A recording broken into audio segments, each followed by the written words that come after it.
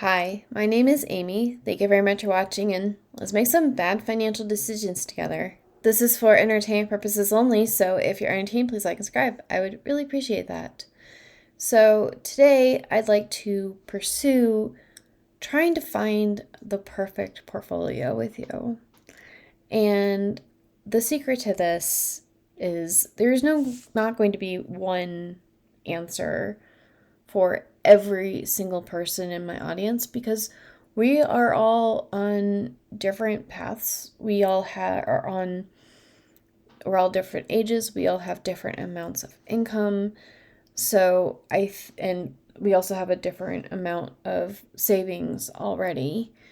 So I think when we talk about the lazy three fund portfolio from the Bogleheads, I have never agreed with purchasing bonds. What I wound up doing with my bond portion was when I had a mortgage and it was a 5% interest rate, I just took 40% and paid more into my mortgage, and then the other 60% I invested in VU. And so the other question is, we think that these income ETFs are going to replace something like the three fund portfolio? And I think the answer to that is also no, because we do high income investing because we need current income. Like I need an income right now, so I am investing just enough so that I have enough income to live and to reinvest and to save. But once I reach that level, high income ETFs do have a cap to the upside. So why would I give up all that growth when there is like a reasonable expectation that I'm still going to be alive 30 years from now? So I think that people need to be very clear about what are your goals, what are your immediate needs, and what kind of life do you want in the future? So, keep an eye towards the future. That's what I'm saying. But for me, even with I don't think it's going to be even the modern three fund portfolio, which, according to Professor G, it is basically something like VU, SCHG, and SCHD, which you can replace, you can interchange those with other things, instead of VU, you can be in SPY or QQQM.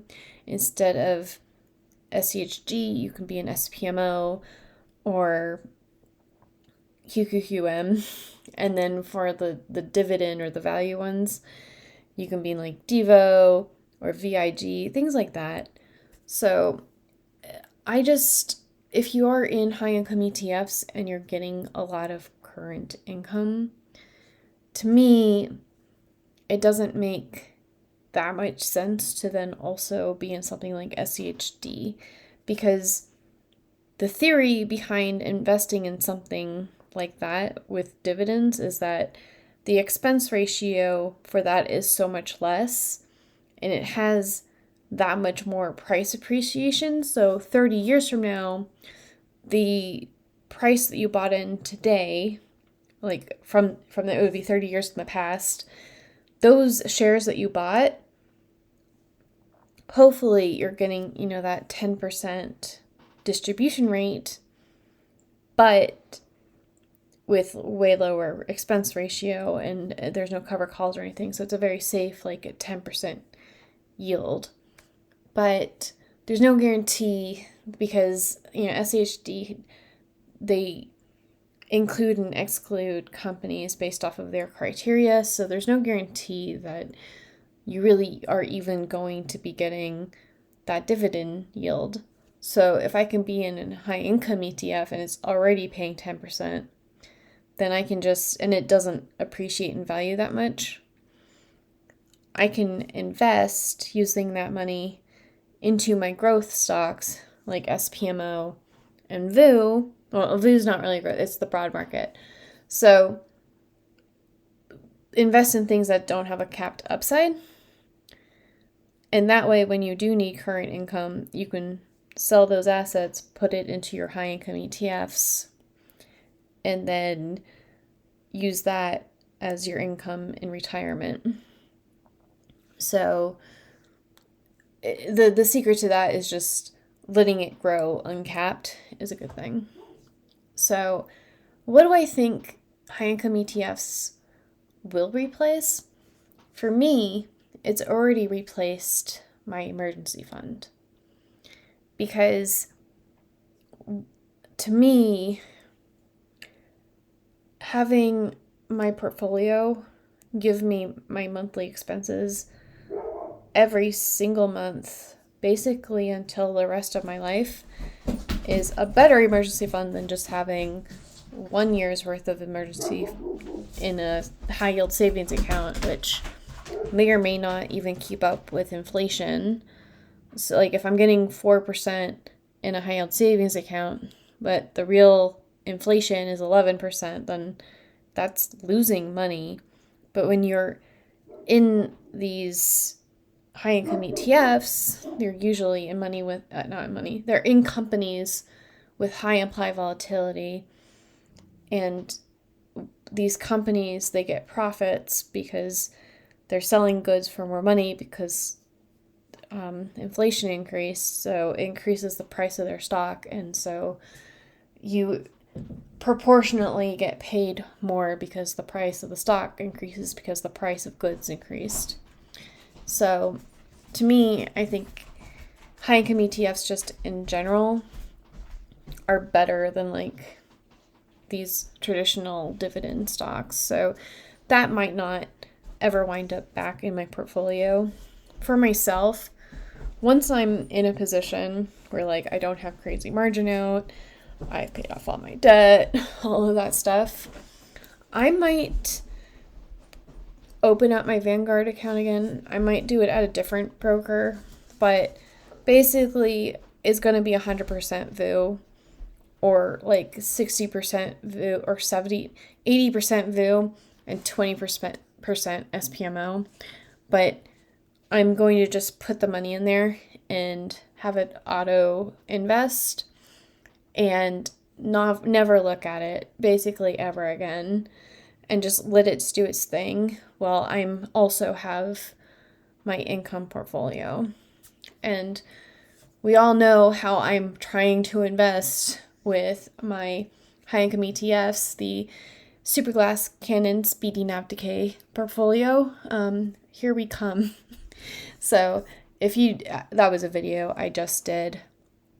Basically, I have just a few things that I have high conviction on, but otherwise I'm personally leaning towards basket of things or indexes, things like T-SPY and YMAX, and just having things that if one stock in the stock market fails, my entire portfolio isn't going to go down that much.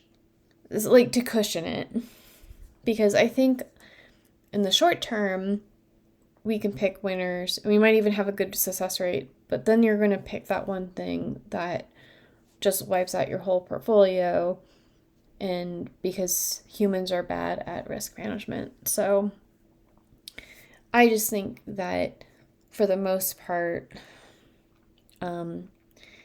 we should be sticking to the conventional of like most of your stuff is in baskets of things and fund of funds, and then 10% of your portfolio, or like no more than 10% of your portfolio in a single bet, things like that, just to help with the risk mitigation. But otherwise, it really is about evaluating the stocks, making sure that you understand the how your fund is making money, like how the synthetics work and cover calls and cover call spreads. You don't ever have to do it yourself, but just understanding what the risks are and what you're getting into before you do it. That would be my recommendation. So, just like I was saying at the beginning, I think there are perfect portfolios out there, but it's so highly personalized to what your goals are that I wouldn't trust any YouTubers that tell you, hey, you should do this and be in this specific stock and blah, blah, blah. Like, all I can do is say, I have, 35% margin buffer, which is way, way, way too much margin. Of course, it's not going to show you it's being shy. But my margarine account, I have a lot of gold because and some inverses because I am way too risky in this account. But oh, hey, my internet is down again. Great. So, but otherwise, I believe in strategy. I believe AI is going to be great in the future in the next 10 years, but I'm not going to tell you what you should invest in and what you should believe in. So, anyways, I'd like to thank my members. They are, this is going to, okay.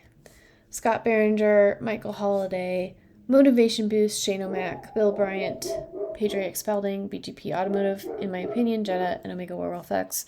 Thank you so much for making your bad financial decisions together with me. I really appreciate you. You're helping me have YieldMight and this channel be my main gigs, and I will ask you all a question. If you had, money was no object, what would your perfect portfolio look like? And I will talk to you later. Bye.